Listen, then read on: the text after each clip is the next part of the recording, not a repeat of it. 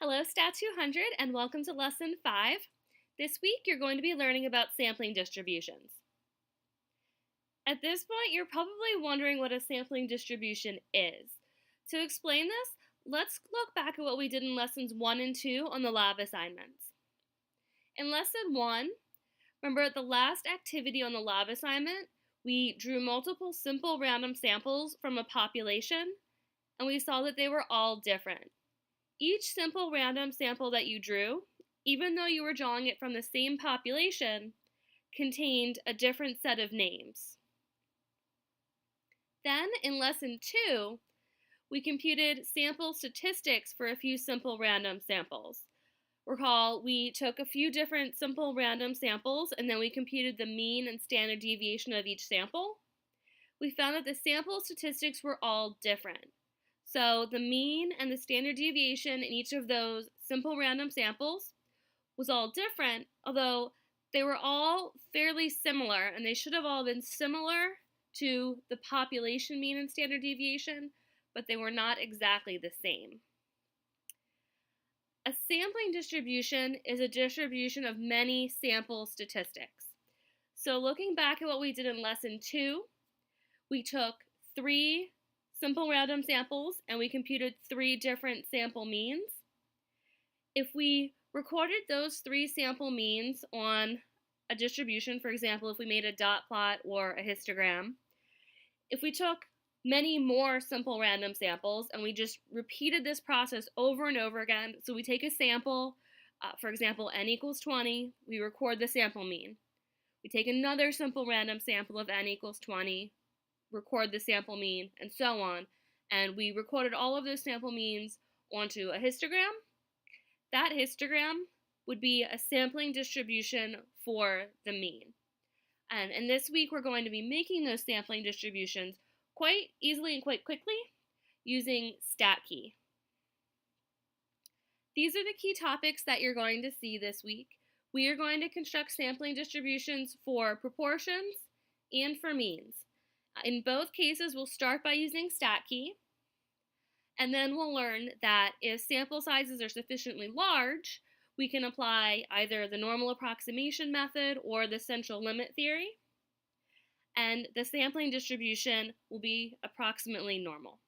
So we'll go through a few examples of those now, and you'll see a bunch of them in the online notes this week. And then finally, at the end of this lesson, we're going to start to introduce confidence intervals. You're not going to really dig into confidence intervals. The formulas and Minitab Express you won't see until lesson 6. But at this point, we want to kind of get you started thinking about how we can use these sampling distributions to construct confidence intervals later on. So let's start by constructing a sampling distribution for a proportion. We have a population with a proportion P. So P is the symbol for the population proportion. If we were to repeatedly pull samples of the same size, n, from that population, the sample proportions, or P hats, would vary. Most would be around P. That distribution of P hats is our sampling distribution for a proportion. So let's go to StatKey. We're going to be constructing sampling distributions this week. The first sampling distribution we're going to construct is for a proportion. So StatKey has a few data sets built into it, and you'll see some of those examples in the online notes this week. But it also gives you the ability to edit the proportion. And here you can enter any proportion between 0 and 1.00. So to start out, we'll start out with a population proportion of 0.50, so half. In other words, in the population, half of the population has this trait. We can also choose the sample size. So let's say that we have a sample of 10. Hit OK. What this simulation is going to do is it's going to take simple random samples of n equals 10 from a population where p equals 0.50. So we'll start by generating one sample. So here, we've taken a sample of 10 from that population, and in this particular sample, there were 3 individuals who have this trait. So our sample proportion, or p hat, is 0.3. And this is plotted on our dot plot right here. So this is our first sample proportion. Let's generate one more simple random sample. The second sample, there were 6 individuals out of 10 with the trait, for a sample proportion of 0.6. Now this 0.6 is also plotted on our sampling distribution dot plot. So we have that first sample of n equals 10, the second sample of n equals 10, and this arrow at the bottom is going to tell us the average, or the mean, sample proportion. So far we've only taken 2. They were 0.3 and 0.6. The average is 0.45. We can continue to take individual simple random samples. Here, 5 out of 10 for a sample proportion of 0.5. It also gives us the ability to pull 10 simple random samples at a time, 100, or you'll see me often just generate a few thousand simple random samples at a time. In order to get a good sampling distribution, you want to do at least a few thousand samples. Depending on where you'll look, it might say take at least 2,000, 3,000, 5,000. If you pull so many samples, the sample mean and standard error aren't going to change too much. So here we can see that I've taken a total of 6,005 simple random samples. Each of those simple random samples had a sample size of n equals 10. The mean of all of those sample proportions is 0.505. The mean of all the sample proportions should be very similar to the original population proportion. And here it is. We can see the population proportion was 0.5. Here we have 0.505. The standard error is the standard deviation of this distribution. So the standard deviation of this dot plot that we have is 0.157. You can see for a proportion we have these big gaps in our dot plot, because with a sample size of n equals 10, there's only really 11 different options. You could have 0, 1, 2, 3, 4, 5, 6, 7, 8, 9, or 10 individuals in that sample with the given trait. So this actually resembles the binomial distribution that you learned about last week. What if we had a larger sample size? So let's say we change this to n equals 100. Again, we can pull one simple random sample at a time. First simple random sample, 53 out of 100 for a sample proportion of 0.53. Speed things up, I'll pull a few simple random samples at a time. We still have gaps in between our bars here because there's still a limited number of sample proportions that can be computed. If the sample size is n equals 100, you can only have 101 different options, although we can see here there were no samples that had more than 68 or fewer than 29 individuals with the trait. When the sample size gets large, and for proportions we say when n times p or n times 1 minus p is at least 10, this distribution begins to look more and more like a normal distribution.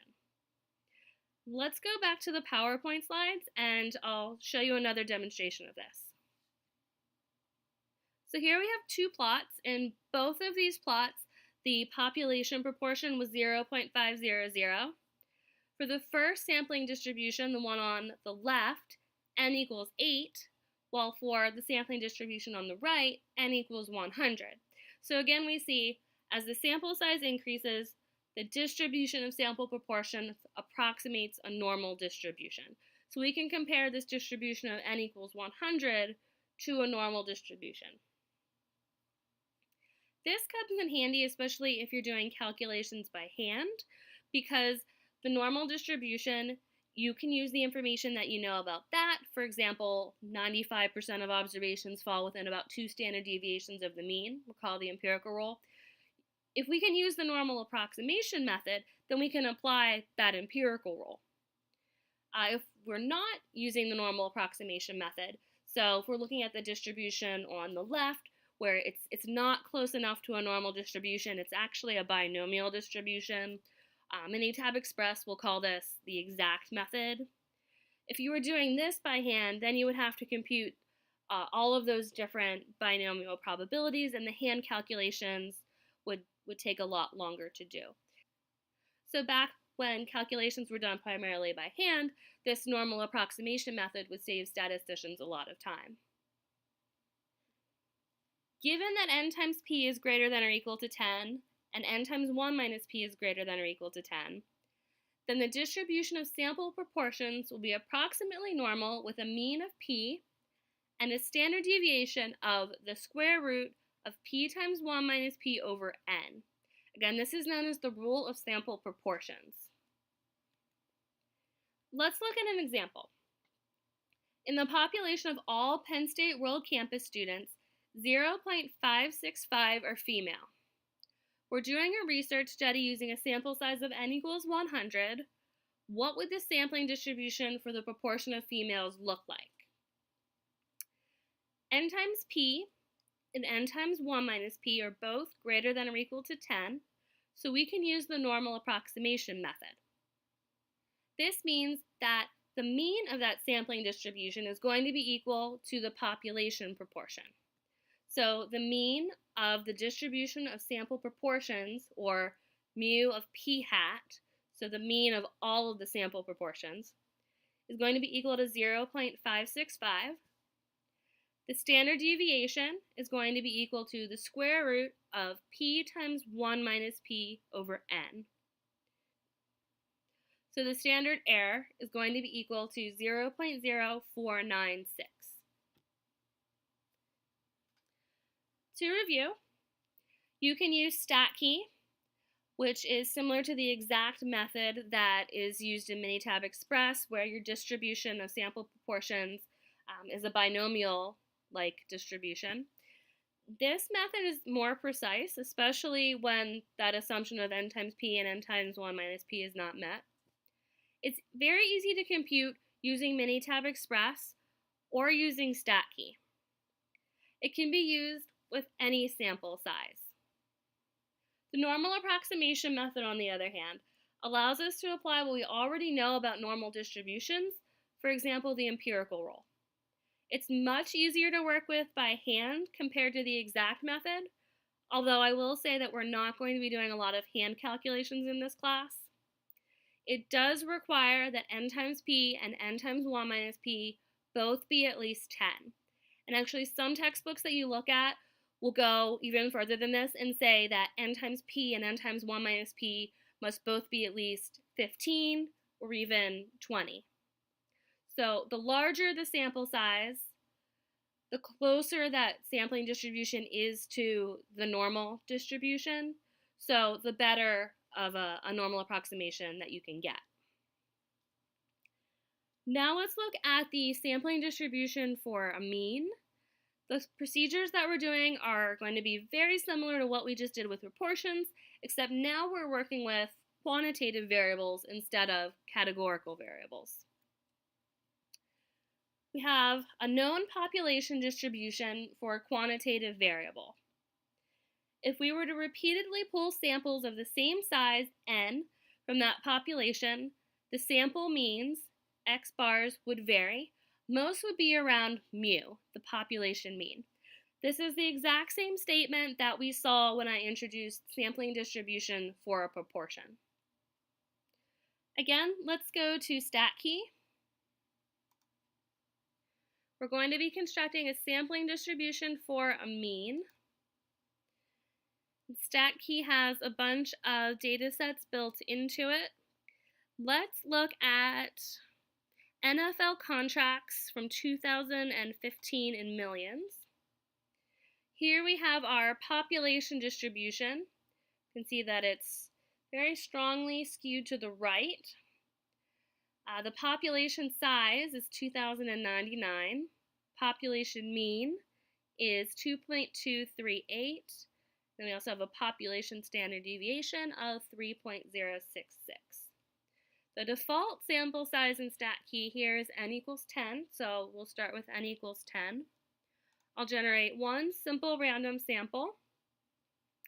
Down here we can see the 10 values that are in our simple random sample.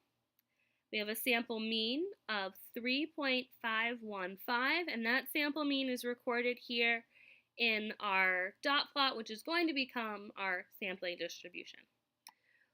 Generate one more simple random sample of n equals 10.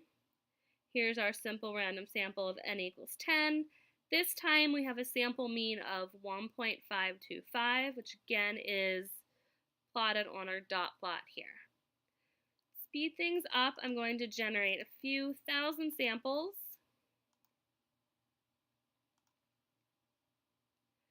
So here I've taken 5,002 samples of n equals 10 from this original population.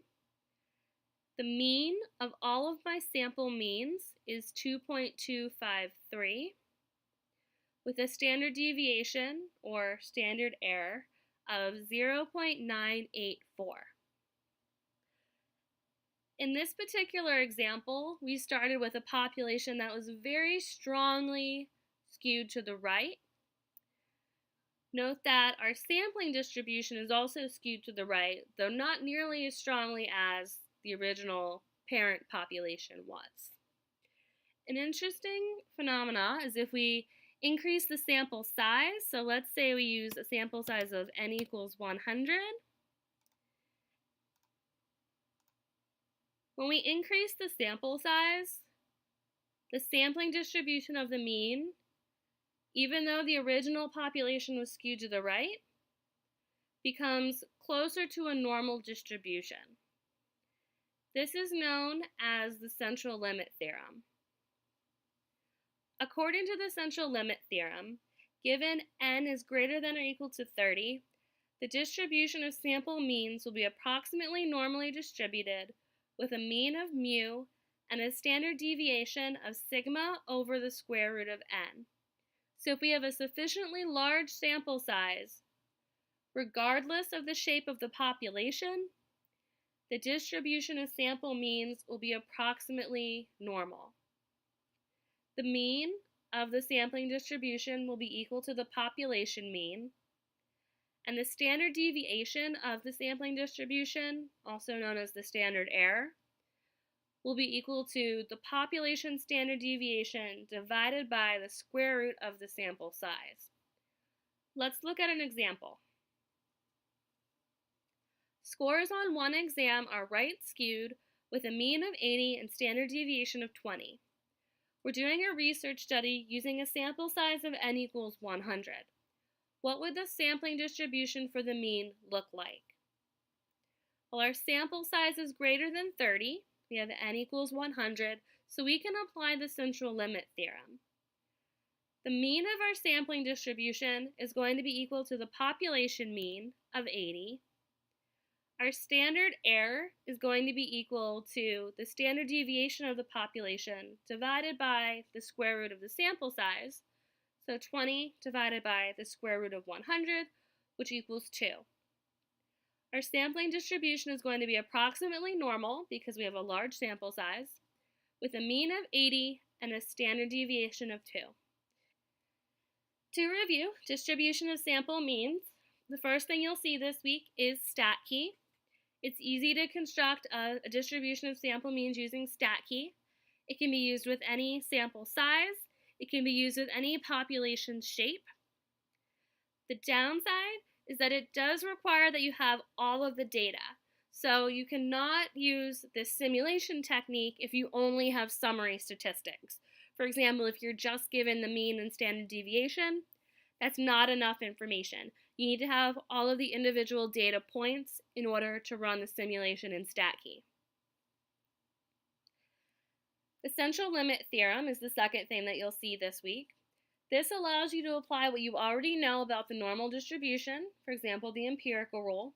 It's much easier to work by hand, although again, we're not going to be doing many of those hand calculations in this course. It does require a sample size greater than or equal to 30, or a population that is known to be normal. So that either of those conditions are met, then the sampling distribution will be normal and you can apply the central limit theorem. So large sample size or a population that is known to be normal. So something like SAT scores or ACT scores, IQ scores, those are all standardized tests that are scored to fall in a normal distribution. So in those cases, the population is known to be normal, so the sample size doesn't matter. The other nice thing about the central limit theorem is that it can work with summary statistics. You do not need to have all of those individual data points. So again, something like SAT scores. We don't have a distribution of the population of all SAT scores, but we know that mu equals 500 and sigma equals 100.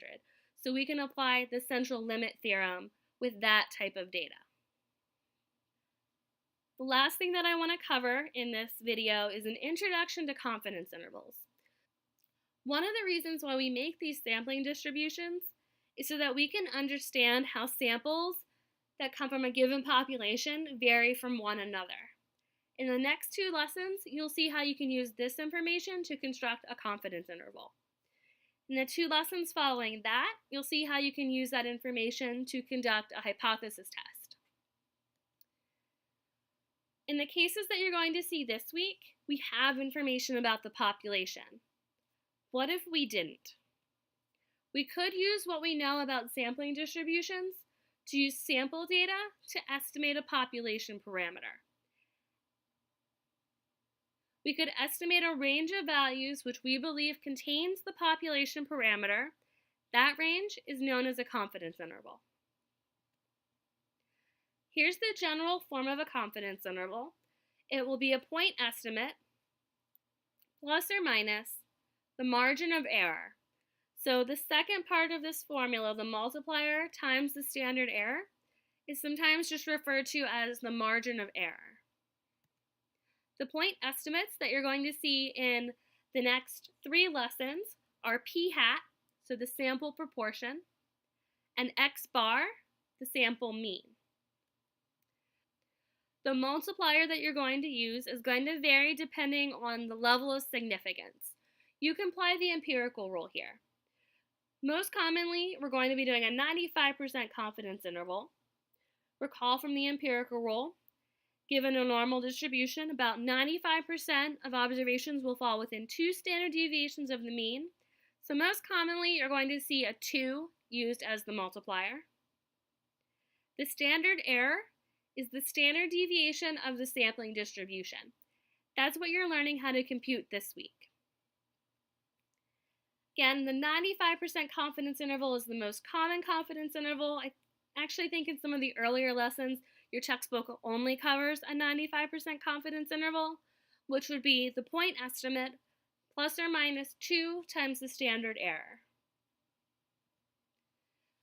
Note, the following examples apply the rule of sample proportions and central limit theorem. In other words, in all of the following examples, the sample size is going to be sufficiently large so that we can approximate the sampling distribution using a normal distribution. Next week, you'll learn how to use StatKey to construct confidence intervals using a simulation method.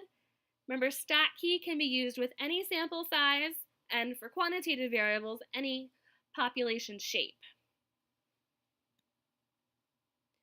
In this particular example, we have a sample proportion of 0.50 and a sample size of 100. We want to construct a 95% confidence interval for the population proportion. So we have information about a sample, and we want to estimate a population parameter. We don't have p, so we actually can't check if n times p and n times 1 minus p are greater than or equal to 10. Instead, we substitute p hat for p. So n times p hat and n times 1 minus p hat are both equal to 50. This tells us that we can apply the rule of sample proportions, and we can apply the empirical rule here. The standard error is equal to the square root of p hat times 1 minus p hat over n. Again, the original formula that you saw contained p, but since we don't have p, we're going to estimate p using p hat. Our standard error is 0.05. We plug this into the original formula, so our point estimate, or sample proportion, plus or minus 2 times the standard error. Our margin of error is 0.10, and our 95% confidence interval is 0.40 to 0.60, or 40% to 60%. To interpret this, I would say that I am 95% confident that the population proportion is between 0.40 and 0.60. Here's an example involving a mean. We have a sample mean of 400, sample size of 500, and a standard error of 10. Note that in this particular example, we're given the standard error and not the standard deviation. So we can plug these numbers right into our formula, our point estimate, or sample mean, plus or minus 2 times the standard error. We have a margin of error of 20, and a 95% confidence interval of 380 to 420. To interpret this, I would say that I am 95% confident that the population mean falls between 380 and 420.